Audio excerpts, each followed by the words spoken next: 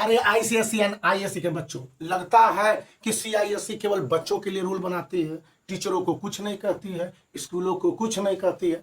ऐसी बात नहीं है। सीआईएससी ने टीचरों को जबरदस्त लतार लगाई है, स्कूलों को स्ट्रिक्ट वार्निंग दी है, और जो स्कूल एडमिनिस्ट्रेशन और टीचिंग का जो करंट पैटर्न है बोर्ड एग्जामिनेशन 2025 के लिए, उसके लिए कहा है कि आपके पास अभी भी समय है, बदल जाइए, सुधर जाइए, या यूं कह लीजिए कि अपने आप को चेंज कर लीजिए, नहीं तो सीआईएस चेंज कर देगी।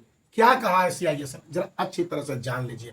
सबसे पहले टीचरों को कहा है 2025 का बोर्ड एग्जामिनेशन साधारण बोर्ड एग्जामिनेशन नहीं है, जो कि टीचर गए क्लास में पढ़ाए, फैक्ट्स लिया, किताब को पढ़ाया, हेल्प बुक पढ़ाया और खत्म हो गया।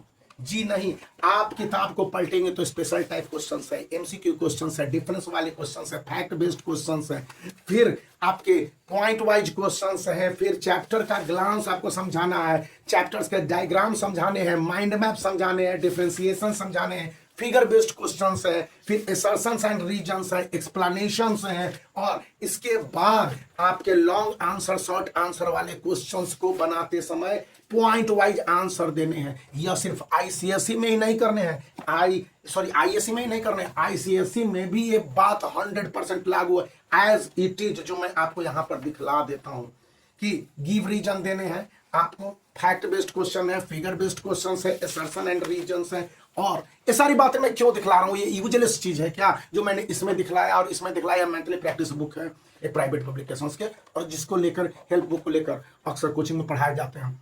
ऐसा इसलिए है कि सीआईएससी ने जबरदस्त लतार लगाई है टीचरों को कि अब आप बदल जाइए, पढ़ाने के 2020 के मॉडल नहीं चलेंगे।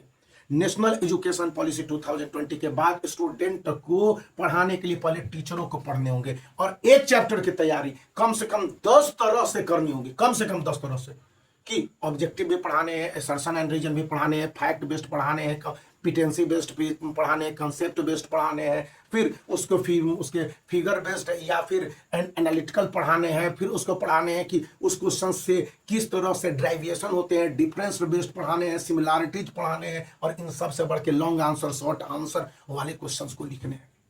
तो अगर टीचर प्रॉपरली तैयार नहीं होते हैं पढ़ाने के लिए और उनकी ट्रेनिंग नहीं होती है तो दिक्कत है। और स्कूलों को भी वार्निंग दे दिया है कि आप ऐसे तमाम टीचरों को रखे हुए हैं जो कि ट्रेंड नहीं है। कहने का मतलब है जो कि अपने कोर्स को नहीं कर रहे हैं। सीआईएससी कोर्स को संचालित कर रही है, एनसीईआरटी कोर्स को संचालित कर रही है, और भारत सरकार के कई ऑर्गेनाइजेशन है जो इन कोर्स को कंडक्ट कर रही है। तो आने वाले समय में बड़ा ही दिक्कत हो सकता है, और स्टूडेंट के साथ साथ जितने भी स्कूल एडमिनिस्ट्रेशन है वो प्रभावित हो सकते हैं। इसलिए बेहतर तो यही है कि टीचरों को ट्रेनिंग दी जाए। अब टीचरों को कैसे ट्रेनिंग दी जाए, टीचर को कैसे पढ़ाने हैं, मैं ऐसे दो टीचर ट्रेनिंग प्रोग्राम में रिसोर्स पर्सन था जहां पर बताने थे मुझे। 2 में था असिस्टेंट रिसोर्स पर्सन और 2 में खुद एज ए पार्टिसिपेंट भाग लिया था। तो इस तरह से 6 प्रोग्राम में भाग लिया हूं।